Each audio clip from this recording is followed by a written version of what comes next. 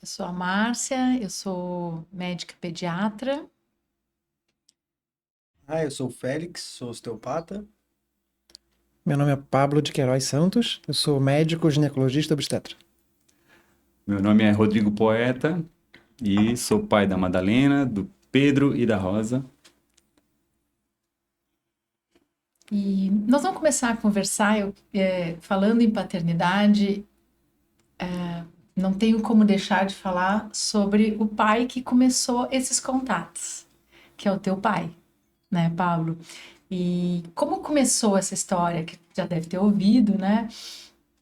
Eu chego em Floripa, eu participo de um grupo de estudos, e dentro desse grupo de estudos tem uma pessoa que chega e me diz assim: Tu é a cara do meu pai, tu tem que conhecer o meu pai.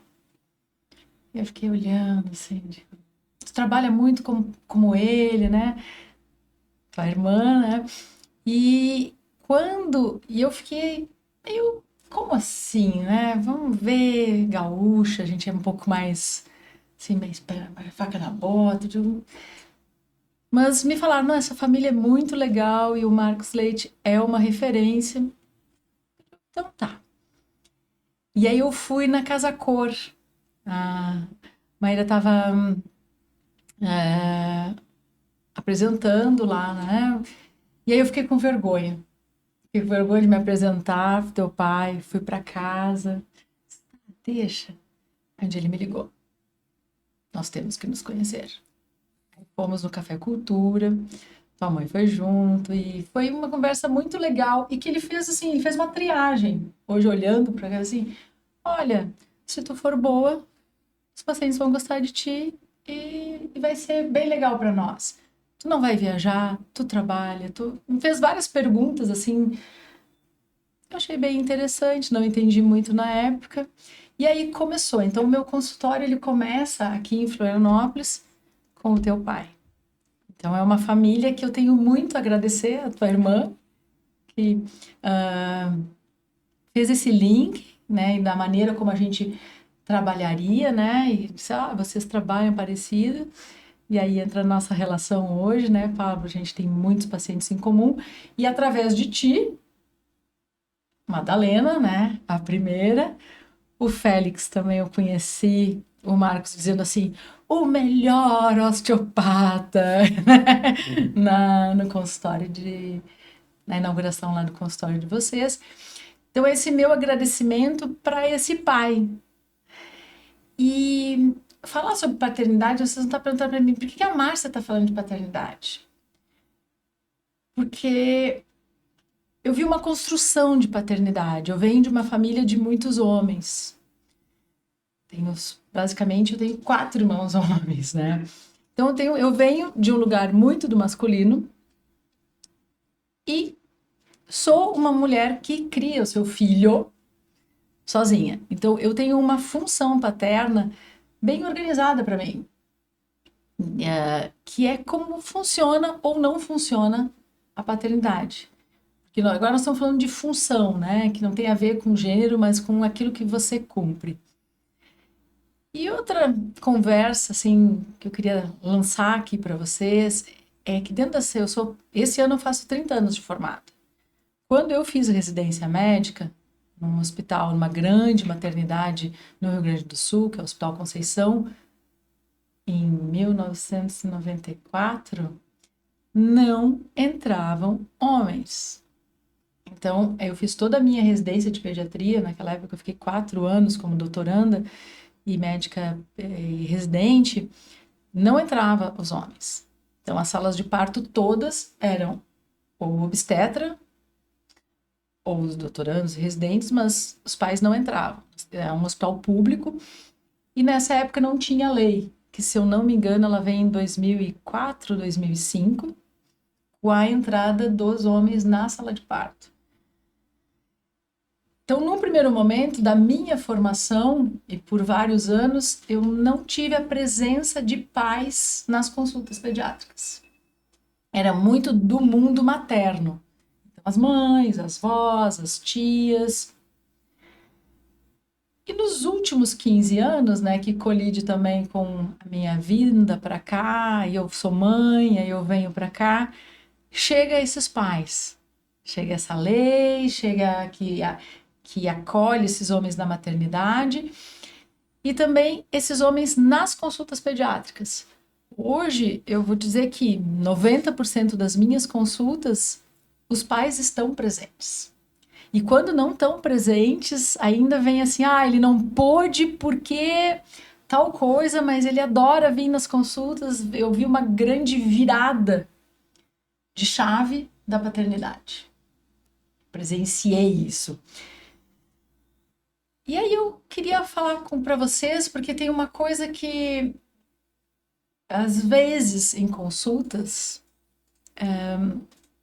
vem aquela frase, mais de uma vez, algumas mulheres dizem assim, Márcia, como é que eu posso ensinar o meu marido a ser pai?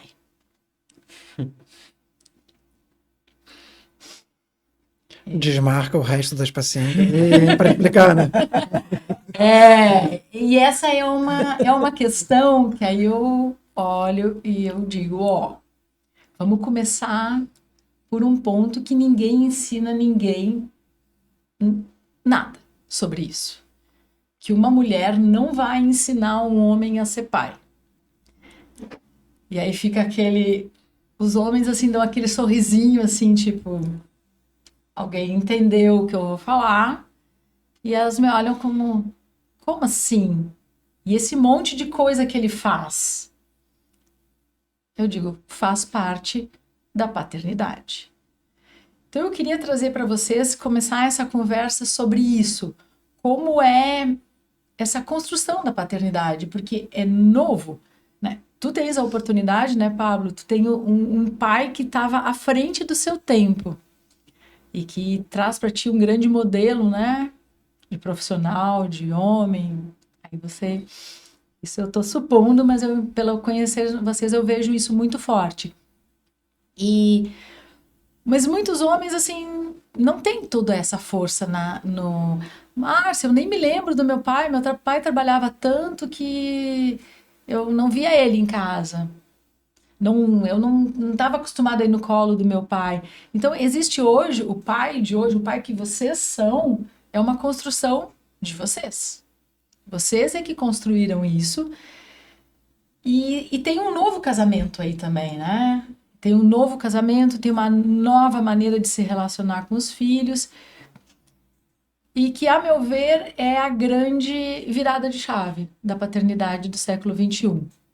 E que nós, mulheres, precisamos olhar isso de um lugar de respeito. E que para as crianças é bem interessante que isso não seja o pai e a mãe copia cola. Com a mãe funciona do jeito, com o pai funciona do outro. E tem uma regra aí entre os dois de respeito e de coisas em comum que vão ser respeitadas. Mas eu queria ouvir um pouco de cada um de vocês, como é que é essa paternidade do século XXI, que é bem diferente de um modelo da paternidade do século XX, sendo que o século XX foi ontem, né? Inclusive foi quando todos nós nascemos. Essa construção da paternidade, acho que cada um vai ter, né, a sua bagagem e os seus pais e seus avós como o exemplo inicial, né? Todos nós nos espelhamos ou, né, tentando reproduzir os acertos e tentando evitar os erros dos nossos pais e dos nossos avós. Então, cada um teve o seu pai, o seu avô, e tem esse V0, né?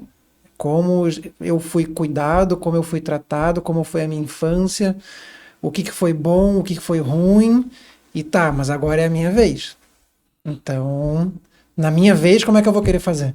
Eu vou querer fazer igual, vou querer fazer semelhante, eu vou querer ser completamente diferente, né? E hoje eu vejo muito isso, até, né, no consultório. Essa é uma pergunta também que às vezes surge, né, em consulta. De pré-natal, o marido perdido.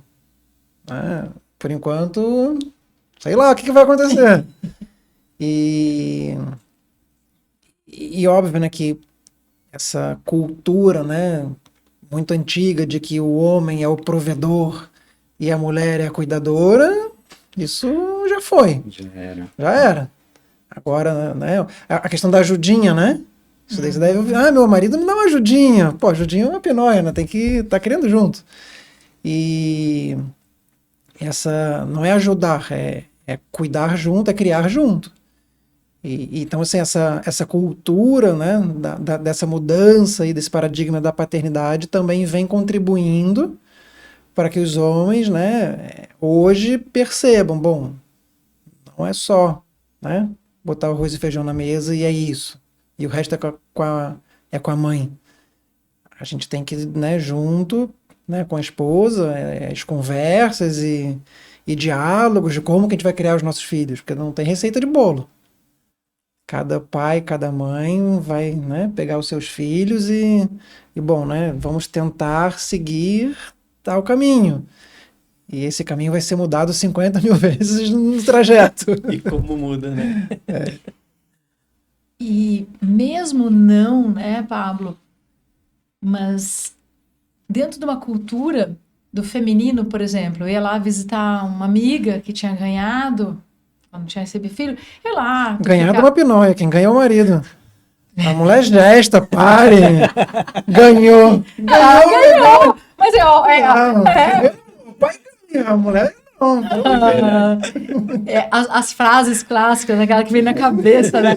E isso aqui que eu falo pro meu filho, né? Quando ele me corrige, só vai piorar. Então, daqui, né? Boa. No feminino, é uma outra fala que eu falo lá no consultório, que é o seguinte: esse pai, agora, atual, ele está ocupando um lugar que antigamente era de outra mulher. Então, vocês vieram para essa rede de apoio que em outro momento era a avó, a tia, a prima, era outra pessoa que estava ali. Agora é o casal. Só que aí, quando eu pergunto quantas vezes para esse pai que ele não vai ajudar, tá? Ele não vai ajudar. Mas eu pergunto para eles quantas crianças você pegou no colo na sua vida? A maioria é zero.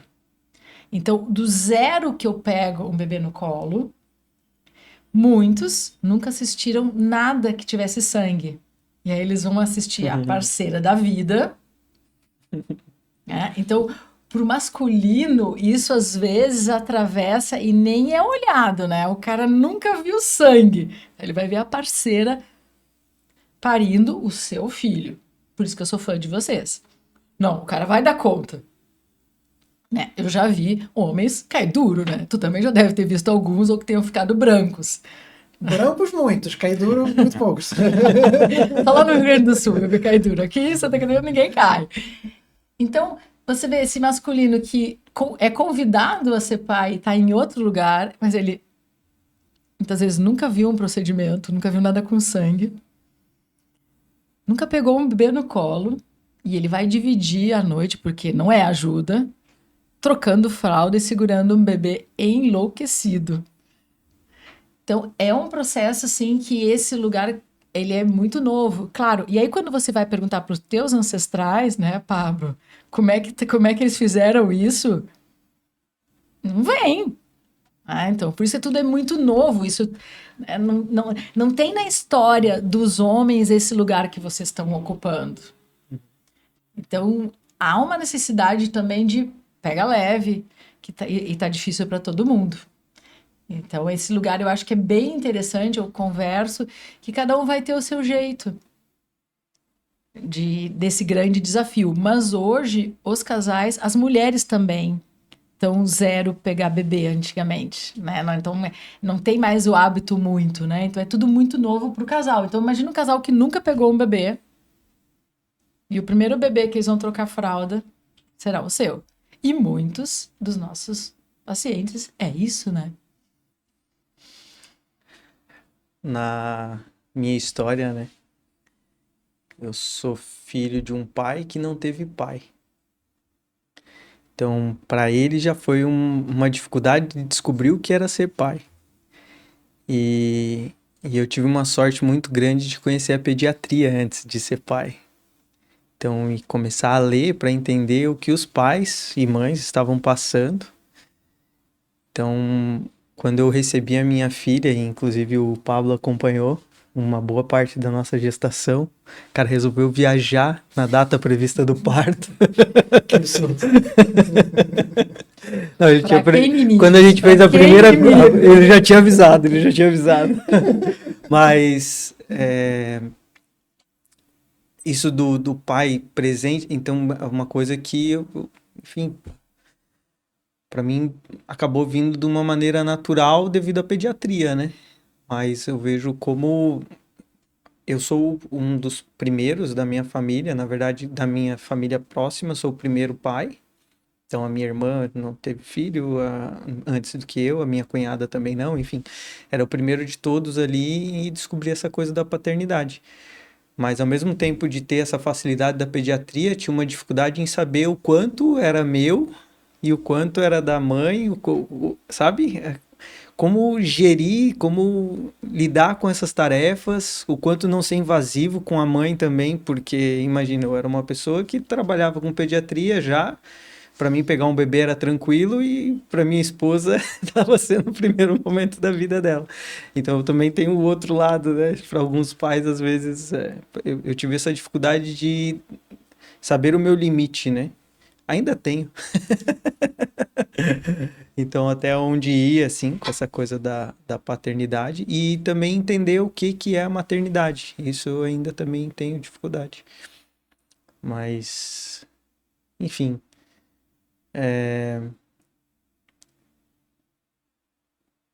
é muito louco, vira uma chave no momento que nasce, né, na criança. Então, enfim, a gente que é da saúde entende que tem toda uma questão química ali também por trás. E que se você está disponível para receber isso, é incrível. Então, o amor brota ali dentro na hora, né? Em alguns antes, para mim, brotou na hora que nasceu. Tipo, eu já tinha uma coisa de conexão com a Helena, que é a minha primeira filha, mas quando nasceu, nossa, virou uma coisa dentro de mim que era outro Félix. Existe o Félix antes dela nascer e o Félix depois. E se descobrir dentro desse Félix novo, que todo dia a gente descobre uma coisa nova. Eu gosto muito, né, da questão da psicanálise, que ela trabalha em funções, né? Isso que a gente está falando aqui de pai e de mãe, são funções que nós temos as duas. Então, eu sou a Márcia mãe, mas eu tenho a minha função materna e a minha função paterna, e todos vocês. Nesse nascimento do filho, o que está muito aguçado em nós é a função materna. Então, esse amor que tu fala, essa vontade de se acolher, ele é muito do maternante, do materno, que não tem a ver com gênero. Então, isso, para alguns homens, é muito visível, que eles têm uma função materna muito... Tu olha um homem bem maternante. Uhum. E muitas mulheres têm uma função paterna, também bem definida. E muitas vezes eles até dizem, essa função lá, quem faz sou eu. Muitas vezes a mãe faz mais a função paterna e o pai a função materna. Então, quando tu estava falando, eu me lembrei muito desse conceito que é muito interessante, assim, da gente entender que são funções que não tem a ver, tipo, tu vai ser só pai, Félix. Não, quando tu tá lá pegando as tuas filhas, esse gostosinho, ele tem a ver com maternar. Tá preparando uma comidinha, é o maternar. Função paterna, vamos lá, gurizes. As gurias também, né? Vamos andar de bicicleta, vamos deixar, caiu no chão, caiu, dói. Esse é muito uma função paterna. Uhum. E que é um lugar que a gente pode ter conversa sobre isso, porque cada um vai fazer de um jeito, né? E eu queria te ouvir um pouco, Rodrigo. Essa função paterna, né, em contraposição com a função materna, assim, hoje em dia ela tá bem diluída nessa contraposição e realmente, assim, por não estar definido, há mais assim uma questão de predisposição ou prontidão ou estar atento às demandas para a pessoa exercer essa função, né? E como todos aqui, né, na primeira vez que tu vai te tornar pai ou mãe, tudo é novidade, assim, tu vem, por mais preparado que tu ache que estejas, a partir do dia que nasce, é tudo do zero, né? É a madrugada a fio ali e tudo que vem, né? Trocar fralda e alimentação e o pós-parto e aquele, né? Aquele auxílio à companheira, né? Então isso acaba gerando uma questão que impacta em primeiro lugar na relação. Então é a primeira questão que aparece, assim, que salta, é assim, como é que está se dando essa relação, né? Primeiro espelho que se ergue na frente da pessoa, né? E principalmente dos pais, né? Que tradicionalmente vinham com essa função mais né, sai para trabalhar, vai buscar as coisas no mundo externo, né? Então, enquanto que no mundo familiar interno era tradicionalmente a função da mulher, né? Da mãe, no caso. E essa mudança, né, que a gente vive no mundo hoje faz com que, e também pela configuração das famílias, faz com que o homem que decide montar uma família e permanecer com essa família e investir nesse modo de estar no mundo, né, em família, tem que estar disposto a isso, a aprender, né, funções que normalmente ele não está preparado para isso, né? Uma coisa que eu sempre converso nas consultas pré-concepcionais hoje a gente vê essa mistura, né, de funções, né, que você falou, né? Não é só prover e não é só cuidar, né? Os dois, a princípio, podem fazer tudo. Tirando o homem amamentar, que isso daí até hoje não conseguimos. Ó, né? mas olha com os caninhos aqui, ó, com os caninhos. Mas trocar fralda, colocar para rotar, botar para dormir, qualquer outra coisa, estamos todos aptos a isso, né? E as mulheres já sabem disso também. E elas já esperam isso também. Então, consulta pré-concepcional, uma coisa que é fundamental da gente botar as cartas na mesa. O que você está disposto? E aí? Vamos pegar junto? Ou você só vai sempre trabalhar e vai voltar? Porque essa conversa, esse diálogo de fazer esses combinados antes de gerar o filho, né, é o que vai facilitar esse casal a se manter unido pós-filho. Né? Todo mundo sabe, estatisticamente, o período mais comum de todo casal se separar é o primeiro ano de vida dos filhos. Primeiro ano de vida é o momento mais crucial, mais comum dos casais se separarem, porque a vida fica puxada. Então, se nesses combinados,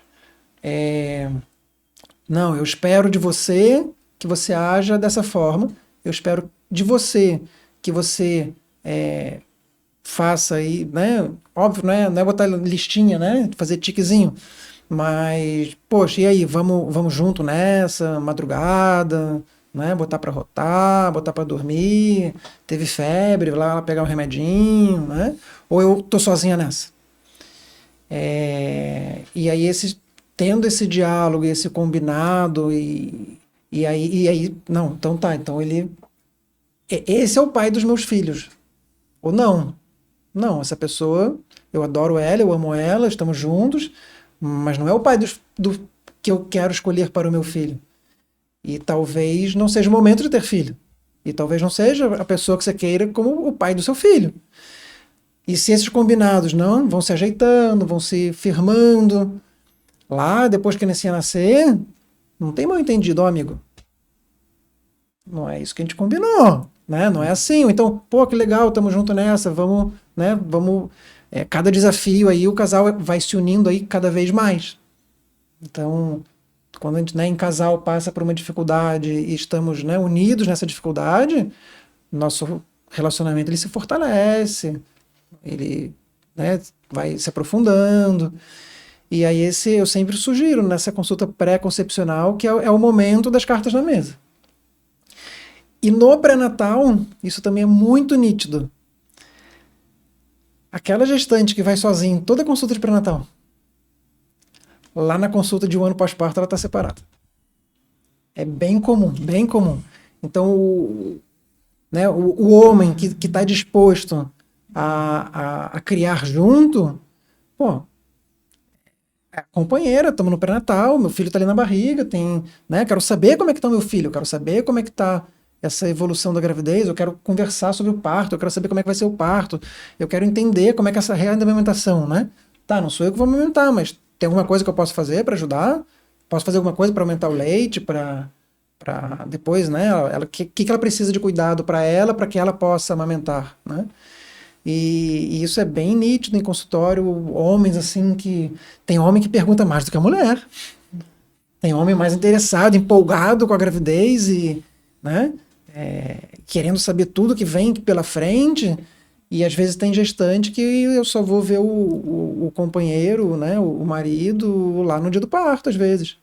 Porque nenhuma consulta pôde ir ou quis ir, não sei, né? Cada um com seus afazeres, mas isso é bem nítido essa presença também já no pré-natal ainda. É interessante. E talvez até seja os pais que não vão na consulta pediátrica depois.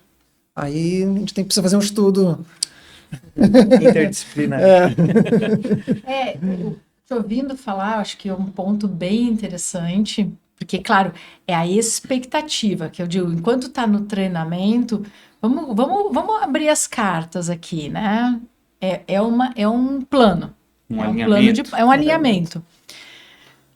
Por exemplo, hoje uma consulta que foi um casal bem querido, eles estão fluindo muito legal, mas o que acontece hoje que eu acho um baita tiro no pé dessa geração de pais novos que eu atendo? É o trabalho remoto. Sabe? Então é esse homem que ele tá em casa. E ele diz, não, eu digo, tu vais tirar licença paternidade? Não, mas eu trabalho em casa. E aí eu já fico, tá, tu pode ser interrompido toda hora? Como é que funciona? Não, eu fico... E não funciona. Por exemplo, então, é um casal que tá bem cansado, né? Que em 45 dias de bebê. E porque ele tá com muita demanda virtual. E ela, como ela tá com ele em casa, ela fica pedindo toda hora. E ela diz, mas eu vejo ele irritado, Márcia, quando ele pega o bebê. E aí eu conto um pouco que, assim, eu fui criada ouvindo meu pai dizer que ele não levava trabalho para casa. Advogado, deixava as coisas, quando os clientes ligavam lá para casa, ele dizia que era a partir das 8 no escritório. Então essa frase começou a reverberar para mim. Eu não levo trabalho para casa. E ali, quando ele chegava, tava ali os filhos, aquela coisa toda. Mas hoje o trabalho tá em casa. Então o cara tá trabalhando remoto e a esposa tá lá com o bebê chorando. Então, muitas vezes eu acho que há um atravessamento aí que eles, eu eu trabalho remoto. Quando eles falam remoto, eu digo, tá, mas você vai poder ser interrompido toda hora? Então, o que a gente fez hoje na consulta? Eu defini que ele vai sair de casa para ficar 2 horas no café da esquina atendendo, fazendo o trabalho dele, e em 2 horas ele volta e aí ele atende o filho com qualidade. Porque não está funcionando esse esquema. Porque essa mulher, ela está com a expectativa, porque o marido está disponível, né? Só que o marido, né, tem uma empresa e está iniciando uma outra empresa agora. E aí ele está nitidamente, assim, super... E eu fiquei olhando, eu digo, então, todos os acordos, eles são pré-natais, e eles continuam, né, Pablo? Realmente, para que esse casamento seja uma entidade funcional. Porque com filho fica uma coisa funcional, né? Ou funciona ou não funciona, por um tempo. Mas queria ouvir um pouco vocês falarem, porque aí eu fiz esse acordo com eles. Eu digo, vamos definir em que momento ele entra ali e pega e você vai dar uma descansada e que esse casal fique alinhando, para não ficar esse ping-pong do bebê, que muitas vezes os dois estão saturados. Um porque está numa outra função, trabalhando, chega em casa e toma. Eu me lembro de uma história que a mãe, ela deixava o bebê acordado até às 8 para o marido chegar e dar o banho. E aí a queixa na consulta é que o final do dia era um horror. Mais do que usualmente é. Do rush. Só que eu achei, no primeiro momento, eu já achei muito tarde ficar esperando até às 8. Eu digo, eu acho que é tarde. Ai, mas para eles terem contato.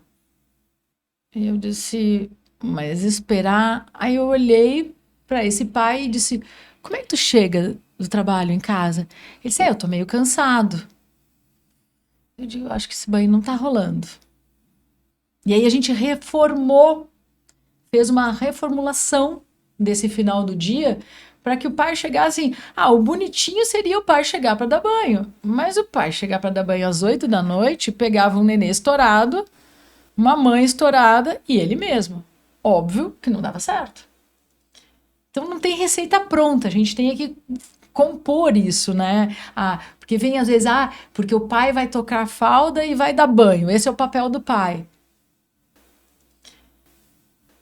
Eu digo, tá, mas isso eu sei, tá bonitinho na cartilha do que o pai faz. Mas é funcional isso? Como que a gente pode organizar isso? Porque senão não fica funcional, fica só operacional. E esses combinados, quando eles são feitos antes, eu achei fantástico essa tua ideia. Eu não sabia que tu fazia isso. Vou encaminhar muita gente. Ele aprendeu a fazer. Ele aprendeu a fazer, né? Teu filho. Magnífico, magnífico. Porque recebo algumas mães, algumas mulheres que estão querendo gestar e que não tá rolando, não tá rolando, não tá rolando. Eu não sei como é a tua experiência com relação a isso. E é uma coisa... E depois você vê, depois que nasce a criança, acontece uma série de coisas que mostram o porquê que não estava rolando, né? E essa simbiose, pai e mãe ali, como eles estão, como é que tá toda essa relação.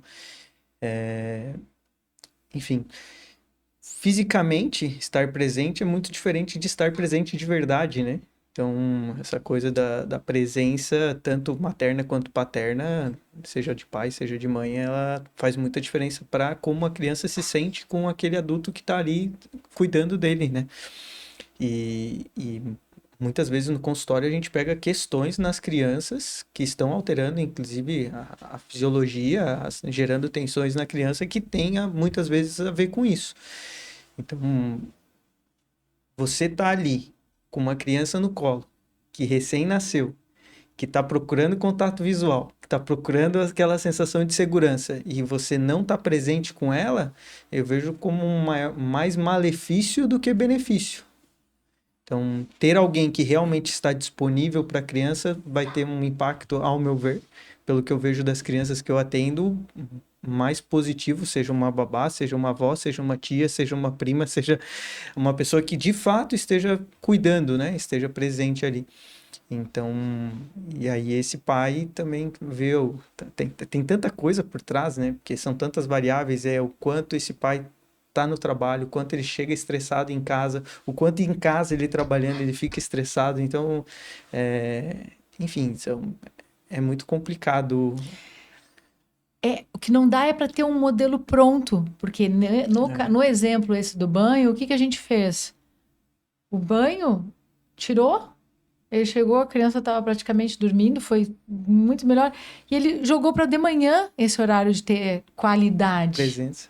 Antes dele ir para aquela jornada, que também esse homem era o provedor. Ali, eu sempre digo, qual a função dessa empresa família? Alguém tá bancando aquilo ali. Então a gente tem que ser bem claro que, pronto, a mulher tá de licença maternidade, tô num lugar de conforto. O homem não tá numa licença paternidade, ou ele é o único provedor, como que também a gente vai cuidar dele? Porque senão fica um discurso rígido que acaba levando a desentendimento entre o casal. Mas, Ah, porque o fulano é um... E essa coisa do projetar o baita pai. O que é o baita pai? Primeiro é a baita mãe. Quem é que é a baita mãe? Sejamos, né, nessa jornada do primeiro ano de vida, humanos, né? Porque senão, é como o Pablo falou, eu tenho vários casais que estão se separando e aí fica, ou já estão separados, encontram a felicidade na guarda compartilhada. Que tem uma questão de organização, que fica difícil depois, né? E aí a guarda compartilhada agora ficou mais fácil. Aí depois vem as questões da criança, porque na casa do pai funciona de um jeito, na casa da mãe funciona do outro. Então vamos ver como é que a gente pode organizar isso, né, para não chegar nesse lugar, né? Mas isso aqui também eu botei na minha pauta de falar, né? Porque os filhos, eles não querem separar os pais. Eu tive os dois modelos, né? A maior parte da minha trajetória profissional, né, como designer, eu fiz com trabalho remoto. Então, muito antes de ficar mais comum o trabalho remoto, eu já trabalhava. Porque eu também tenho uma trajetória na música, então eu fazia em paralelo. E aí, onde eu estivesse, eu podia trabalhar, né? Isso pré-paternidade. Quando veio a paternidade, daí o trabalho remoto, né? E eu já tinha também mais assumido a carreira de designer. O trabalho remoto assumiu a função principal. Aí houve toda uma dificuldade por ser o primeiro filho, né? No caso, a Madalena, né? E ter que despertar para essas demandas, né? Assim, e também como que isso funcionaria no dia a dia mesmo, né? Aí houve um período muito longo até a gente conseguir chegar em algo que realmente funcionasse, né? Então, até lá, assim, tem muitos atropelos e muitas construções por não ter os pré-alinhamentos, né? Os acordos anteriores, né? A gente decidiu se abrir para o mundo da maternidade e da paternidade. Assim, eu já tinha 36 anos, a Chau já tinha 32 ou 30 por aí. E aí, diferentemente da nossa família, que a gente observava, né, a família um pouco mais tradicional, apesar de tanto eu quanto a minha esposa, a gente ser filho de pais que já se separaram muito cedo, né? Eu fui criado pela minha avó e pela minha mãe, né? E também convivia com o meu pai. Então, apesar da guarda não ser compartilhada, né? Eu fui criança nos anos 80, então era já era comum nessa época ter muitos pais separados. Então eu já, assim, a minha referência paterna não era no dia a dia, e sim nos momentos em que eu estava com meu pai ou com meu avô, que assumia também essa função, né? Mas só que não tinha o modelo para eu poder buscar lá atrás para aquilo que eu estava vivendo nessa primeira paternidade, né? Como trabalhador remoto, eu que tinha que prover nesse momento, né? No momento anterior era bem dividido, tanto eu quanto a minha esposa tínhamos as suas carreiras bem encaminhadas, né? E aí teve adaptar o remoto. Quando veio a segunda filha, a Rosa, aí eu já voltei a trabalhar externamente. Eu dava aula em Coqueiros, eu moro no norte da ilha, em Florianópolis, no Rio Vermelho. E aí eram em horários, assim, eu dava aula à noite, né? Então, tanto na gestação, quanto depois, quando nos primeiros meses ali, houve essa dificuldade em que a minha esposa estava em casa sozinha, com uma filha de 4 anos e um bebê de meses, né? E aí adaptar essa dinâmica, né? Porque a gente foi tentando construir essa ideia de compartilhar as funções, e depois ter que rapidamente fazer algo para suprir, né? Que que também a nossa rede de apoio, ela é assim com certas limitações familiares, né? Não tínhamos tanto. E aí, quando a gente achou que tinha encontrado algum eixo novamente, com a segunda, daí veio o Pedro, né? O terceiro. E aí, né, assim, mais uma vez a gente entrou ali no liquidificador, ali, tentar entender, viver um dia de cada vez para colher qualquer aprendizado disso, né? E aí, o susto foi bem menor, realmente, do que da primeira vez. Mas assim, Rodrigo, deixa eu entender, porque eu trouxe essa questão desse homem no trabalho remoto, que supostamente para a mulher está disponível. Só que esse homem está lá trabalhando a mil. Aí veio aquele bebê chorando, então fica um ouvido está no bebê chorando, o outro ouvido está aqui, e aí fica nesse escoamento energético, e a parceira também esperando que você chegue o momento que você entenda o timbre da voz do bebê e que diga assim, ok, it's over, ele vai vir, porque ele entendeu que eu não estou aguentando. E aí você não vai porque você está no meio de uma reunião. E aí quando você vai, você está irritado, tá? Tudo isso que eu estou falando são relatos, né? Porque você não fez o que você estava fazendo bem, não concluiu e chega para tentar concluir outra coisa. Então tem uma experiência de você estar ali, eu diria que no meio da guerra, né? E tem a experiência que eu vi, também senti na carne, que era eu fazia plantão, né? E aí eu chegava em casa 12 horas de plantão e o pai do meu filho chegava e dizia assim, pronto, agora é com você. E eu tava chegando 12 horas de um plantão. E aí eu dizia, deixa eu descer ao banheiro primeiro, porque ele tava aqui, ó. Não aguento mais. Alguém já passou por alguma situação similar? Quando chega em casa e a pessoa que tá em casa, Sim. assim, ó, tá assim, ó. E Com que você frequência? tem vontade de bater. E você tem vontade de. Sabe o boteco da esquina? Sabe, na época que tinha boteco na esquina? Então, assim, eu consigo ter muita empatia com os dois lados. Com o lado de quem sai, Sim. e que tá numa função, e o lado de quem fica também, e que chega a hora que vai trocar o plantão. Então, é claro, né, Pablo, a gente, quando faz essa divisão, é super legal, mas na prova prática, a gente treme as perninhas, e aí o relacionamento do casal prévio, e eu acho que os acordos de respeito e de empatia um com o outro é o que vai fazer valer, né? É o que vai poder Mas entender. aí a cumplicidade desse casal é o que vai ser a condição fundamental. Porque não tem receita de bolo, né? Eu sou médico obstetra. Eu trabalho de dia no consultório, eu trabalho de noite acompanhando o parto, aí na manhã do dia seguinte também tem consultório, e chega em casa, tem criança para cuidar. Óbvio que vão ter dias que o consultório é mais leve, o parto é mais rápido.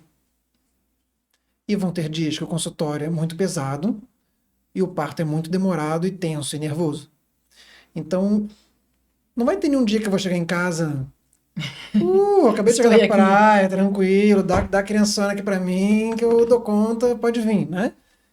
Mas vai ter dias que vai ser impossível cuidar de criança.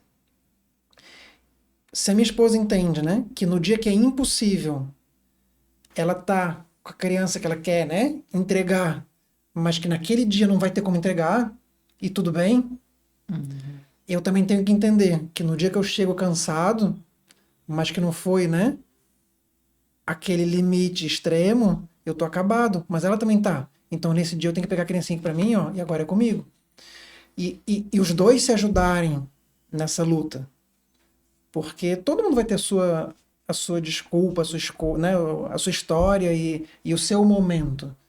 Quando é que você vai virar para um pai e para uma mãe de um bebezinho de 6 meses? Você está descansado? Você está tranquilo? Posso deixar a criancinha com você o dia inteiro? Não vai ter. E aí a gente tem que se ajudar dentro desse, né, tentar organizar esse caos. essa organização do caos, e aí é que a cumplicidade entra. Porque se eu sempre quero, né, me esquivar, porque eu sou, né, trabalho muito e eu sou, né, coitadinho e quero sempre sair fora, aí também não vai dar certo. Mas se a gente tá, um tá vendo o lado do outro e percebendo que o outro tá se esforçando para dar o seu melhor, o casal vai se entender, a gente vai conseguir, né, organizar e vai passar os 6 meses, vai passar um ano, aos pouquinhos, né? E aí os desafios começam a mudar, né? Os desafios da maternidade e da paternidade, eles vão mudando, né? O primeiro mês é aquela loucura, privação de sono, entender o que é choro de fralda, o que é choro de sono, o que é choro de fome, né? As criancinhas vão crescendo, aí a dificuldade é como é que a gente lida aí com excesso de tela, como é que a gente lida com relacionamento com os amiguinhos, né? Quer emprestar ou não quer emprestar, né? Então, os desafios eles sempre vão mudando. E se a gente tem essa cumplicidade, né? De cada um estar fazendo o seu melhor e o diálogo, né? Tendo esse diálogo aberto para os dois tentarem fazer sempre o melhor, quando um tá ruim, o outro cobre.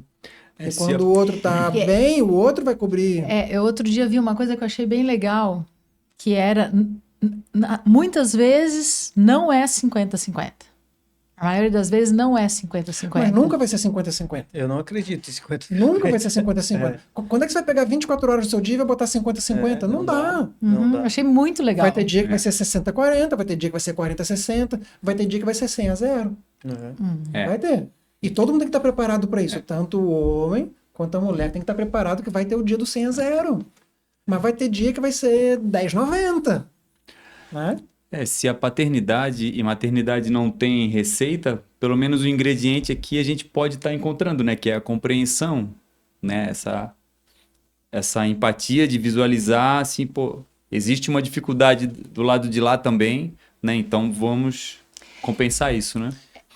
Uma coisa que eu acho muito claro, assim, que a gente às vezes conversa, quando o homem trabalha e a mulher fica nessa função de cuidar de criança, às vezes ela fica muito fragilizada, já muitos homens eles tentam dizer, mas Márcia, eu tô pagando isso, eu tô pagando aquilo, sabe? Começa a citar muitas coisas e ela não fica bem.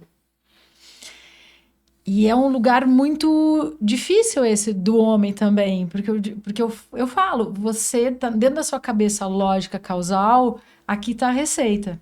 Eu vou dar isso, isso, isso, e ela vai ficar bem. E às vezes, para terminar ainda e botar assim, para batumar a massa da receita, eles dizem assim: se eu pudesse, eu trocava com ela. E eu digo: não fale isso. Não fala, porque na verdade cada um tem que olhar para o seu papel. O seu papel é tentar dar o melhor. Ela também, mas está difícil. E talvez não é sobre as coisas que estão sendo colocadas, é sobre ela mesma. Que é só ouvir, porque dentro do mundo feminino, tá? Às vezes a gente só quer reclamar. A gente não quer a gente aprende isso com demora, viu? Demora? Então eu tô entregando para vocês. Eu demorei para aprender isso. Eu entrego nas consultas. Deixa a sua companheira reclamar da vida sem entregar uma solução. Não, porque a solução seria não ter filho, muitas vezes, sabe? Porque o que está sendo a reclamatória é a tarefa. Então, quando chega ali, não, aqui, gente, não dá para devolver o bebê. Não é a amamentação, não é o parto, não é a mãe, não é a avó, não é o marido, é o fato de que criar filho. E as crenças que vêm antes, né, do que é ter filho. O mito do amor materno, né? O mito do que acontece loucura, né? Tendo um filho, né? Que é um baita mito.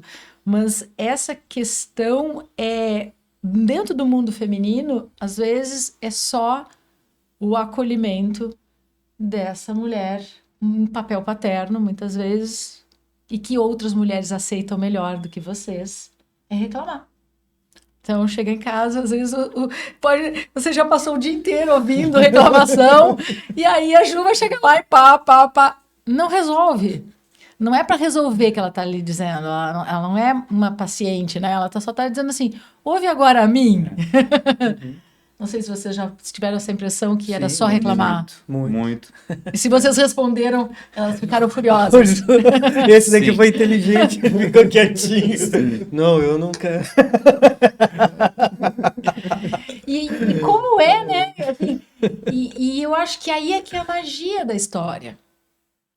É o tipo diferente. Então, minha mãe funciona do jeito, meu pai funciona do outro. E aí as crianças, elas se criam vendo isso. E que é legal. E aí existe uma construção. Mas isso é um ponto de vista que eu trabalho ali que é difícil mesmo. Para o casal alinhar isso, né? Então, E os elementos também eles precisam o tempo inteiro ir se modificando, né? Então, né, por exemplo, a minha esposa ela teve câncer de mama e fez mastectomia bilateral. Então, quando a gente foi para a maternidade para ter nosso primeiro filho, já fomos com mamadeira e fórmula, já cientes de que a criança ia mamar na mamadeira. É claro, né? Como médico e ela como nutricionista, a gente sabe que não é o ideal para a criança, né? Todos os benefícios do aleitamento materno, mas que no nosso caso não é possível. E eu, pessoalmente, achei uma maravilha, porque eu pude exercer uma função que poucos pais têm esse privilégio, que é amamentar o próprio filho, desde o início. Então, a gente tinha um combinado. Tinha noites que só eu dava de mamar e ela dormia a noite inteira. Tinha noites que ela dava de mamar e eu dormia a noite inteira. E tinha noites que era meio a meio. E seguimos assim o primeiro ano inteirinho do nosso primeiro filho. A gente fez esse combinado e estava dando super certo. E aí veio o segundo filho. E o primeiro filho ainda mamava. Muito tranquilo. Um dá de mamar para um, o outro dá de mamar para o outro. E aí, às vezes, né? E a gente, às vezes, também se revezava. Às vezes, um ficava com o mais novo, às vezes, um ficava com o mais velho. Todo mundo queria ficar com o mais velho, né? Já dormia um pouquinho melhor. já estava mais humano. E o segundo, ele mamava incansavelmente, como se não houvesse amanhã.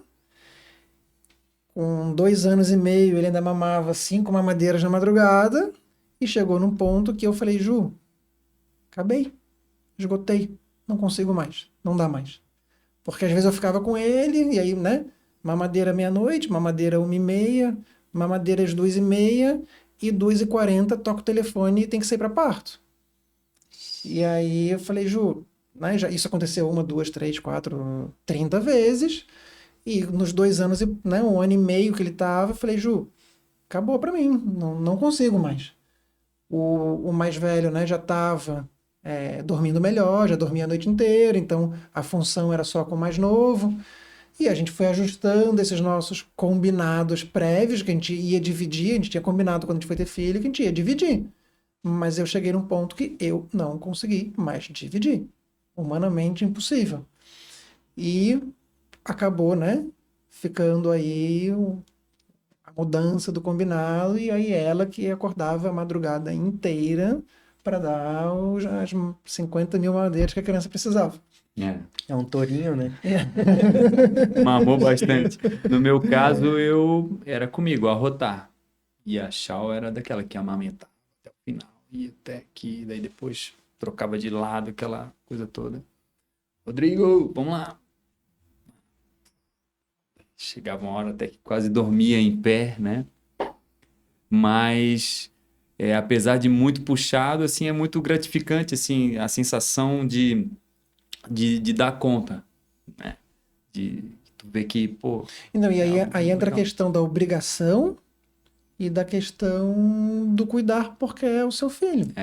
Então, se for por obrigação, você vai estar com os olhos tortos, com aquela criança infernal que você não aguenta mais. E, pô, amanhã você fez isso por quê? Porque a sua mulher mandou você fazer isso. Aí você vai... O seu relacionamento com essa mulher que mandou você fazer um negócio que você não queria às 3 da manhã... Cara, aí ela vai sentir, as arestas, você vai sentir e a criança a vai criança sentir. vai sentir. Criança. E ela vai começar a sentir e demandar ainda mais. Então, se você, né, Abraça e a a ideia. importância de entender isso, né? Que a criança que ela tá demandando é porque ela tá sentindo. E isso já é uma clássica, né? A criança, ela sempre está em busca de algo. E é engraçado assim, né? Não é engraçado não, né? Mas sempre quando as mães me perguntam, Márcia, tem uma mamadeira para dormir a noite toda? E quando são tuas pacientes, eu sempre digo assim, então, na próxima consulta pergunta sobre mamadeira e dormir a noite inteira com o Dr. Pablo, ele vai te dar diquinhas, assim, ó, certinho. Porque eu digo assim, se tivesse essa mamadeira mágica, gente, todo mundo daria, né? Vai ser só mamadeira. E depois tem que lavar a mamadeira. Quando é bebezinho, tem que esterilizar a mamadeira. É uma função a mamadeira. Não tem nada, essa regra pronta, né? Mas isso que o Félix chamou a atenção é isso, né? E muito legal essa maneira como você falou. E o Rodrigo chamou aqui também, né?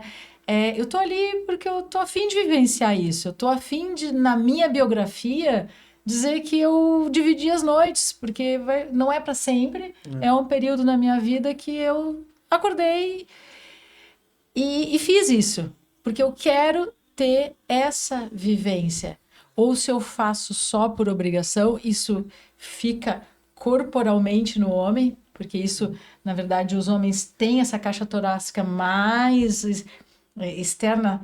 E ó, que eu só tô olhando aqui pro Félix para ele dizer a hora que eu tô falando M, né? Mas assim, muitas vezes eu digo, eu boto no colo, Márcia, e ele parece que tem espinha. Eu digo, então dá uma baixadinha aqui nesse tórax, né? Porque o tórax da sua esposa não tá assim, né? Então, como também esse homem que vem na obrigação, às vezes vem armado para uma guerra e pega uma criança, né? E aí eu pego assim... Vem a contragosto, né? E eu digo, opa, calma, vamos dar uma relaxadinha aqui, que esse peitinho tem que estar gostoso pro bebê. Pra funcionar, né? Encaixar. Eu tive duas vivências muito diferentes com as minhas filhas. Porque na primeira... E eu só tomei consciência disso depois, que fique claro. Deixa eu já começar antes de falar isso, porque vai ficar feio pra mim depois. A minha primeira filha eu recebi de uma maneira com muito amor. Eu me sentia muito pronto para ser pai. E aí eu vivi um puerpério. E a minha esposa queria o segundo. E eu disse, calma, deixa eu respirar. Porque a primeira filha, nossa, cada vez que ela vinha pro meu colo, eu tinha aquele colo de acolhimento, de amor, de cuidado, de carinho. Eu queria estar o tempo todo com ela no sling. A minha esposa terminava de mamar, eu dizia, não, me dá, deixa eu levar ela. E saía caminhando com ela, ia pra praia, ia para um lado, ia pro outro. E a minha esposa ficava em casa, descansando, assim, se ela pudesse descansar. Claro, temos várias questões, várias dinâmicas, mas assim que conseguia tirar essa demanda dela para ela poder repousar e descansar, porque normalmente as noites eram mais delas do que minha, eu fazia. Então, principalmente no primeiro horário da manhã, 5, 6 horas da manhã, eu já botava no sling pronto pro surf, pra e ver olhar como o mar as ondas. e aproveitava para caminhar com ela e com a minha cachorra. E aí tivemos questões, porque a gente não teve essa preparação. Então, o Pablo não nos avisou para fazer Não, consulta ele antes. viajou e não te avisou. Não, tirando, a gente teve uma gravidez não prevista, tá? Então a gente estava noivos ainda, então imagina. E, enfim, tem toda uma questão de crenças da família da minha esposa e tem os pesos que isso carrega, né? E então trouxe um puerpério pesado que eu fiquei abalado. E quando veio a segunda, eu inconscientemente senti essa aversão a ter um segundo filho. E eu percebo como a minha filha sentiu isso depois, eu consegui tomar essa consciência. Porque quando eu pegava, não era igual como eu estava pegando a primeira. E isso é inconsciente, a gente não se dá conta. Então, para tu conseguir perceber por que aquilo está acontecendo com aquela criança, enfim, de cólica, refluxo, e que pode ter uma questão puramente mecânica e nutricional, mas também pode ter uma questão puramente psíquica, que foi, ao meu ver, o caso da minha segunda filha, que a gente teve dificuldades com ela no primeiro ano. É difícil, não é fácil. E se você está bem assessorado de profissionais, seja de pediatra, psicólogo, até o próprio osteopata que consegue dar uma olhada para isso e dizer, cara, será que não tem alguma coisa errada aqui? Porque é isso, esse colo, não importa ao meu ver se ele tá assim ou se ele tá assim, importa como tá aqui, como você tá recebendo aquela criança no teu emocional. Se você tá bem, tá recebendo aquela criança, ou se você não tá. E se você não tá, o que você pode fazer por aquilo? E conseguir identificar isso. Eu mesmo tendo esse conhecimento, não consegui identificar isso naquele momento, porque eu tava no olho do furacão. Tava com 2 puerpério acumulado. Então, tipo, pra mim foi um momento muito que o puerpério foi algo tipo, não quero nem te ver na minha frente, sai daqui. Então, é uma É, coisa que é complicada. e talvez o grande desafio, acho, da paternidade, da maternidade, é os espelhamentos, né? E dentro dessa, puxando um pouco, tem duas coisas que eu queria, tô dando uma olhada no tempo, que eu queria falar com vocês. Teve dois filmes, não, um filme e uma série que me impactaram, assim, nos últimos 12 meses. Um deles foi Eu Ainda Estou Aqui. Todos assistiram o filme? Sim. Esse pai, né? Ele era um pai. Vocês viram que pai gostoso, aquele que ele trabalhava um monte. Para mim ficou a cena dele jogando pimbolim com o Marcelo. Aquela cena foi uma cena que me emocionou muito, porque era aquele pai que estava trabalhando lá, mas sentiu e foi ali, pegou aquele filho e jogou ali, sabe? Era um pai que Alta noite já e ele tudo mais. chegava, né? Então, um pai muito, muito, muito presente que desaparece. E como aquela mulher, ela tem que fazer uma função paterna, que foi, não podemos mais morar aqui, vamos botar a casa para alugar. Aquilo ali foi muito uma função da assertividade de função. Então, muitas vezes é o que o homem tem que chegar assim, como o Pablo falou, ó, não consigo mais. Você estava botando, inclusive, a sua vida em risco, né? Porque imagina você não dormir, ser chamado e pegar um carro na madrugada. Tem uma hora que você tem que chegar e... Opa, assim não dá. Isso é muito de uma assertividade que na criação de filho alguém tem que dizer. Não dá. Às vezes chega um casal, os dois acabados, e eu digo, vamos dividir a noite? Eles me falam, mas tem que dividir. Não adianta 2 cansados. Tô largando, pensem aí se vocês querem falar alguma coisa. E, por último, o que me chamou muita atenção nessa série do adolescente foi a relação paterna, que permeia toda a série. Vocês viram? Assistiram? Sim. E quando esse adolescente chega, quem é o seu responsável? Né? E ele diz, meu pai. E ali constrói toda a relação paterna, tanto do filho do policial, que também é muito rica, e a relação deles, né? Então, ali foram várias falas sobre paternidade, e que essa mãe aparece no final, no último capítulo, e ela diz assim, é nosso filho. É nosso. Ele vai lá dar um monte de justificativa, e ela chega e só diz, nós não podemos fugir, ele é nosso filho. Então, até nas mídias, porque o cinema, as séries, elas estão trazendo essa mudança desse homem, desse pai ali na estrutura psíquica dos filhos, o que antes era muito delegado para a mãe, né? A mãe que toma conta, a mãe que carrega, né? Hoje já estamos dividindo, inclusive, os BO. Antes a culpa era só da mãe, né? A culpa da mãe, né? Os filmes do Woody Allen sempre Como era trouxeram mais fácil, né? a mãe tem um BO. Hoje, né? E tanto é que no último almoço que eu compareci na casa do Félix, né? Ele só chama quem não desaparece, né? Brincadeirinha. Teve uma discussãozinha ali bem boa, bem pequena, sobre o pai, se é ruim, é melhor que não exista, né? Já aquela pequena conversa, né? Esse pai tóxico é bom ou é ruim ter presente, né? Então tem gente que diz, não, é melhor não ter se tem tóxico. Ou é melhor ter tendo tóxico? A gente não tem mais essa resposta, né? É uma construção. Mas eu queria ouvir um pouquinho de você sobre isso aí que eu lancei, né? Que agora vocês também têm vocês também estão dentro dessa construção de criação, né? Uma queixa que eu recebo sempre, né, da minha companheira é essa Só chamada. uma? Hã? Só uma? Ela só queixa de uma coisa. Você tá bem pra Tá caramba. bem, tá bem. Uma das mais constantes é essa, assim, como é que tu não estás vendo isso? Essa questão aqui é chamada para o compartilhamento nesse aspecto, né, de resolver os BOs, né, de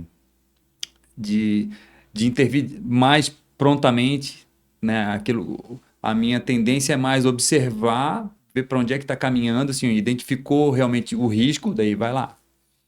A mãe, lá na nossa família, dos nossos filhos, ela é mais assim, no menor indício de vai dar problema, de começar alguma coisa que vai fugir, senão, não, peraí, tá aqui. E às vezes a expectativa é com que haja essa equiparação de comportamentos, né? Daí a gente tenta, Mas não. fala, não, vou até um certo ponto, né? Primeiro, para identificar já é um tempo diferente. E para fazer o julgamento da necessidade ou não de intervenção, já é um outro tempo também. Né? Isso vai gerando um certo desgaste, né?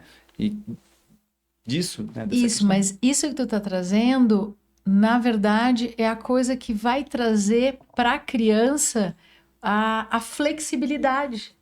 Com a mãe é um pouquinho mais fechado. Então, talvez com a mãe ele já sabe que não vai. Com o pai, ele vai ousar um pouco mais.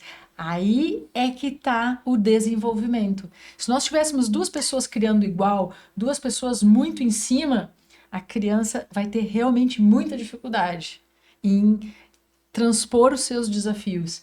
Então, nesse aspecto, sim, é bem importante ali que a presença do pai, porque o pai usualmente é quem vai deixar esse joelho ralar, essa queda, é isso, e é isso que vai apresentar para a vida. Então, quando as mulheres elas tentam intervir na paternidade, dizer, ai, não deixa ele tanto assim, ela está avançando no que para mim deveria ser um acordo. Quando eu tô com o filho, deixa comigo. E a gente se posicionar, né? Dizer, Deixa. isso é comigo. Uhum. Então, a mulher, a gente tem um ditado numa linha do comportamento, que é o pai leva para o mundo e a mãe traz para o ninho. Que é muito isso. Cuida de uma maneira mais cercadinha e o homem leva mais para o mundo. E eu tive uma questão, um momento da vida com as minhas filhas que elas estavam tendo um pouco de dificuldade em algumas questões. E eu conversando com um professor meu, ele disse, começa você levar para a escola e tua esposa trazer. Que é isso, eu tô levando para o mundo, ela tá trazendo para o ninho. E mudou o comportamento delas. Então, o momento de, às vezes, levar para o parquinho, dar uma volta de bicicleta, enfim, como talvez isso seja mais rico em alguns momentos com o pai, porque ele tá levando para o desafio, para algo. E para a mãe, aquela coisa de mais acalentar no ninho e de cuidar. Não que tenha que ser sempre assim, mas que tenha esse momento, entende? Do pai tá fazendo isso. Porque eu vejo isso como como a Márcia falou, vai melhorar muito o desenvolvimento dessa criança se ela tem essas duas realidades. Agora, imagina, todo o tempo ali. Então, a gente tem questões, inclusive com pacientes, dos dois estarem ali muito em cima, ou do pai não fazer esse papel de levar para o mundo e a criança ter várias dificuldades de desenvolvimento. Tu deve ter isso também, né? Então... E às vezes você vê que talvez nem é tão genuíno do homem, mas para não se indispor com a companheira, ele vai ficar mais, vai fechar mais, assim, para não ter o perigo de cair. Então, não, eu digo, pois é, faz sentido. Então né, Pablo? Como é que é isso pra ti com dois meninos, né? Aí eu conhecendo os dois, agora eu quero muito escutar isso de você. A minha esposa tem um perfil um pouquinho diferente dessa super proteção, assim, também. Então, isso para mim também já foi um pouco mais fácil de, né, não, eu não tenho esse papel de ter que convencer que a criança pode ralar um joelhinho de vez em quando, né? Aham. Ela já botou para ralar antes de mim até. E nós temos 2 meninos e 2 meninos bem energéticos, digamos assim. Sirileps. Gostam de uma aventura e desde pequeno, né, a questão do isso para eles foi uma coisa muito boa, né? Já desde cedo, não ter todo esse excesso de cuidado e não deixar isso, não deixar aquilo, não pode isso, não pode aquilo, porque vai ralar, porque vai cair, porque vai não sei o quê. Então eles acabaram criando até uma habilidade motora mesmo, até um pouco acima da média para a idade deles, de subir no brinquedo do parquinho, e aí já sobe na árvore, e já fica em cima do muro, e aí já pega uma bicicleta, aí ao invés de andar na calçadinha não tem muita graça, né? E já pega uma rampa e já desce a rampa de bicicleta, e aí, lógico, né? Não podemos ser desleixados e deixar a criança fazer de qualquer jeito, mas tá, você quer descer essa rampa? Quer, então beleza, capacete, uma joelheira, e se cair, caiu. E felizmente, né, eles mesmos foram aprendendo o limite deles. E aí isso também ajudou eu e minha esposa a conseguir achar um caminho para eles, né? E como eles conseguem perceber muito o limite deles, para a gente fica muito mais fácil. Como estabelecer essa confiança, como a criança vai construir esse sentimento de confiança nela mesma, nos desafios que ela quer, aquilo que ela quer Porque vivenciar. é um limiar muito tênue, né? Olha como uma coisa muito mais ampla, né? A criança está se sentindo capaz de subir naquela escada. Mas o pai ou a mãe está dizendo que não, ela não é capaz, ela não pode. Porque se ela subir, ela vai cair. Então isso pode ter agora é pediatra que me olha torto ou não, né?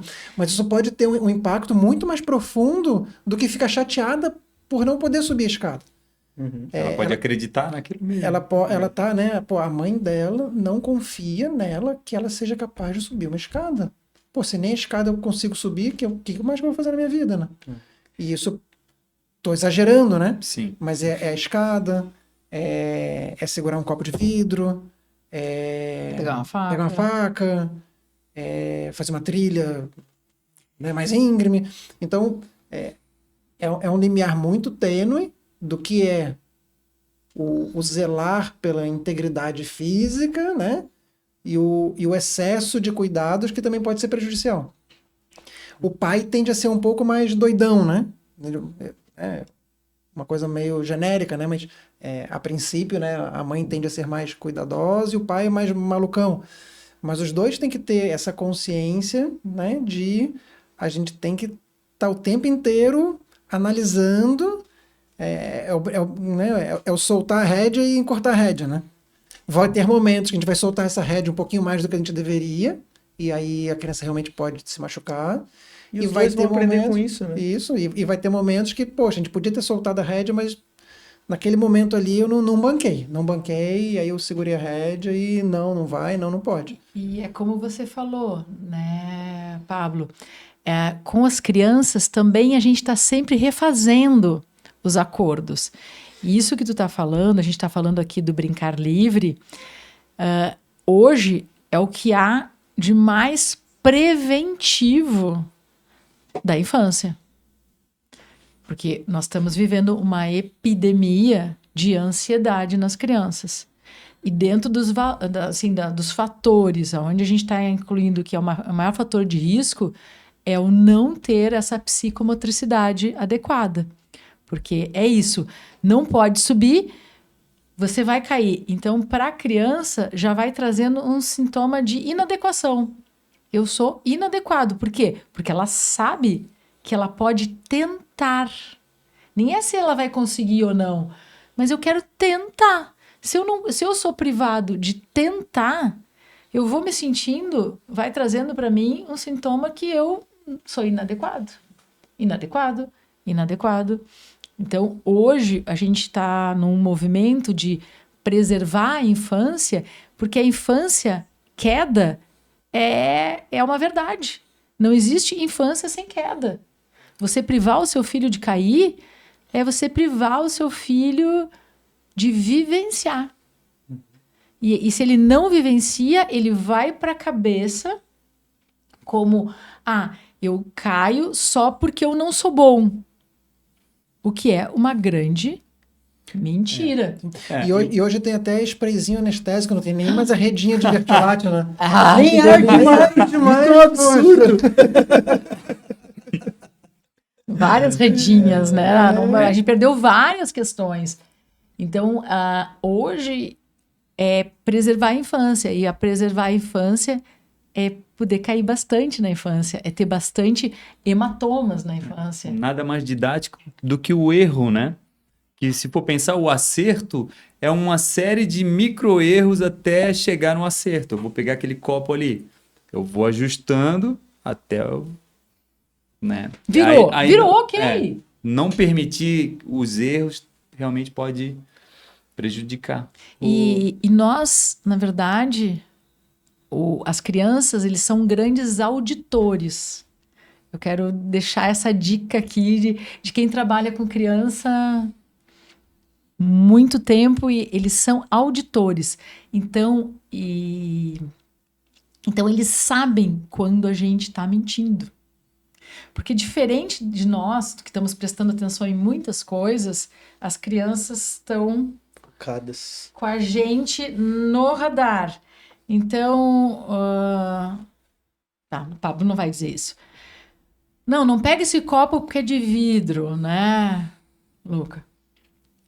Aí o Luca vai dizer, qual é o problema? Então, se a gente também vai fazendo coisas que vão ficando incoerentes para eles vão vendo que a gente está blefando, que eles poderiam pegar esse copo. Ele não vai quebrar esse copo, cortar o punho e sangrar até morrer. Então, a gente está falando porque a gente está aqui em outro lugar e aí não quer que o copo vire. Então, eles vão vendo as nossas incoerências com isso. Então, a grande dica é presta atenção primeiro no que você vai dizer para o seu filho não fazer. É algo grave? É algo grave ele virar um copo? E como é importante como os adultos presentes naquele evento lidaram com aquela situação. Porque se a gente se desespera nesse momento e a criança sente aquilo, impacta de uma maneira totalmente diferente do que de um aprendizado. Uhum. E isso é perigoso para essa criança, né? Isso faz mal, seja fisicamente, seja emocionalmente. Então, a criança, ela se desenvolve nesse primeiro ano através do motor. Dos primeiros anos, né? Dos primeiros anos, mas como a gente está falando muito desse primeiro ano, então, quanto melhor esse motor é desenvolto, mais fácil vai ficando algumas fases. Eu brinco que quando você aprende aquela fase, muda. E aí, você aprendeu de novo, muda. Você aprendeu de novo, muda. E eu acho que isso vai ser eternamente. Eu ainda estou nos 7 anos, né? Você está um pouco na frente, vocês também. Mas, e é isso. O cérebro, ele vem ali enfim, vou falar um pouquinho de uns termos, mas ali embaixo tem o tálamo, o hipotálamo e o córtex. E quando a gente está fazendo movimento, se movimentando, aprendendo, coordenando o nosso corpo, está acontecendo esse desenvolvimento de baixo para cima. E no hipotálamo fica uma regulação emocional. Então, se você não deixa o teu filho se movimentar, ele também não vai se regular como você gostaria, ele vai ter mais dificuldade. Então, se esse ambiente motor não está acontecendo de uma maneira legal, tranquila, e de acolhimento na hora do erro, enfim, de aprendizado, vai ser muito mais difícil o desenvolvimento dessa criança, né? Então, desculpa, mas que vocês falaram tantas coisas e eu fiquei... Como isso é importante, essa criança tá brincando livre e com adultos que estão cercando ela ali, vendo o que é adequado, o que não é, mas deixando ela se movimentar. Eu lembro de quando eu estava na minha primeira casa e a minha filha devia ter uns 6, 7 meses e ela estava aprendendo a engatinhar. E a gente tinha uma casa de 2 pisos e tinha uma escada de madeira.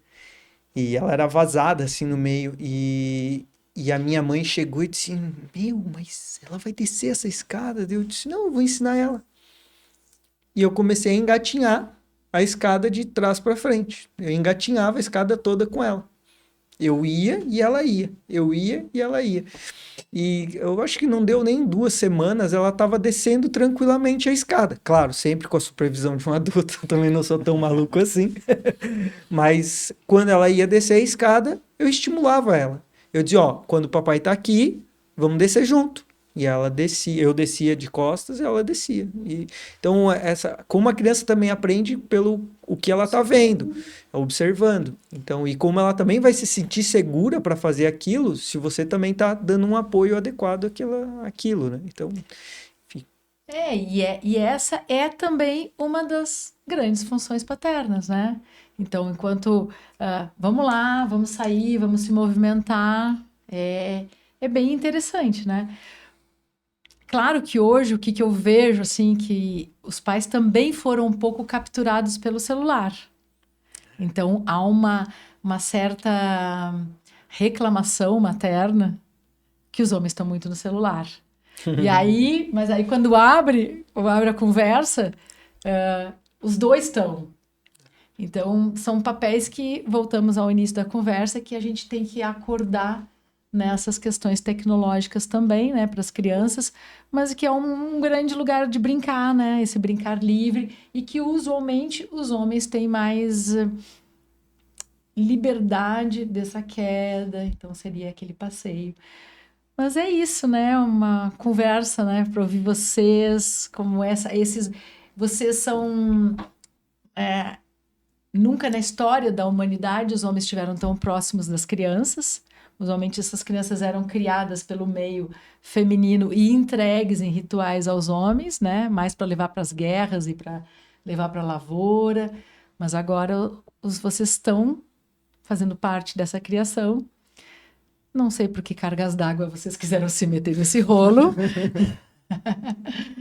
Mas eu acho que é de um benefício para as crianças enorme poder conviver com essas características bem distintas, né? Obrigada por ouvir vocês. 3 grandes pais. Obrigado. Também, muito obrigado. Então fica aí. A próxima roda de homens, eu não estarei presente. Aí pode falar mais coisa. Vocês podem falar com vai ser o Léo, né? Eu queria dar uma dica. Diga, tá ali? O pai, como eu entendo assim, né? E eu acho que vale experienciar e ver o que isso acontece. Ele é muito esse cara que leva para fora. E uma das melhores maneiras de se regular uma criança é estar em meio à natureza. Então, quando vocês estão tendo dificuldade, sofrendo dentro de casa, tá todo mundo da pá virada, ninguém tá mais aguentando, bota a criança no colo e vai para um ambiente aberto, com árvore, enfim, com natureza, se você tem essa possibilidade. É uma maneira extraordinária de se regular. E se regula primeiro, né? E tenta se regular. Os dois vão se regular. Eu acredito muito que enfim, quando a gente estuda dentro da osteopatia biodinâmica, a presença da natureza, ela traz uma autorregulação, tanto para o adulto quanto para a criança. E essa coisa do celular, das mídias, enfim, que tu comentou, ela traz nós para um mundo que não existe no natural, né? É um mundo criado pelo homem. E ele não é regulador, pelo contrário, ele é desregulador. Então, só o fato de você sair desse mundo desregulador e ir para um mundo natural, já há uma regulação, às vezes, da família. Eu fazia muita trilha com as meninas quando elas eram mais novas, porque eu conseguia carregar as duas. Agora eu não consigo mais. Tu consegue ainda? Não, Os dois touros ali. Então, eu lembro, a gente fez trilha junto, né? E olha lá, né? Também, a Teresa ainda tá dando para carregar. Né? Mas essa coisa eu acho que quando a gente está no meio do caos, está tudo complicado, se você tem essa possibilidade, faz isso, porque faz muita diferença para como essa família vai se regular. Principalmente se tu tem um final de semana livre, tenta reservar para fazer isso. Então, eu tenho tentado fazer isso, nem que seja ir pra praia, que daí eu aproveito para surfar, tem uma boa desculpa, né? E aí ficar ali um tempo com elas na praia, fazer uma trilha, uma cachoeira, seja o que for. Então, como isso Boa funciona, dica. É né? um ambiente muito mais propício, né, para dessa regulação, né? Imagina a cena, né? Tá o pai brincando ali com uma criança dentro de uma sala e a mãe tá no celular. Não, legal, essa brincadeira vai ser legal ali, 15 minutos, 20 minutos, né? Até porque a criança não consegue manter o foco muito tempo e aí vai ter que ser outra brincadeira. E a gente está só ali na sala do apartamento, né? E aí o pai, né, sai, troca, a mãe vai lá brincar com a criança e aí o pai tá no celular. Né? E aí troca vamos pensar, né, essas mesmas 3 pessoas agora numa praça, numa praia, numa trilha. O próprio ambiente já facilita, né, Uhum. com que Uhum. essa criança seja completamente diferente do que num apartamento fechado e que só tem aquela brincadeira Sim, a ali e energia. acabou. Energia. Eles precisam gastar de energia. E aí gastar energia é extravasar a energia, né? Não só gastar calorias, né? Você pode botar um pula-pula em casa e ficar ali no pula-pula. Mas não é suficiente ficar no pula-pula o dia inteiro. Dá muita consulta osteopática. Que eu pego de criança no pula-pula. Olha, tem seu benefício, mas tem seu malefício. Mas é isso, né? Então, prazer meio imenso estar aqui e ouvir vocês. E eu sempre digo que a gente se beneficia muito dessa jornada. Se eles vão ser boas pessoas com o que nós fizemos, a gente não tem muito como saber. Mas a gente tem capacidade de nos transformarmos em pessoas melhores depois dessa jornada. Às vezes dá, às vezes não, né? Vamos lá. Obrigadão. Obrigado a todos. Obrigado, agradeço aí também. Obrigado.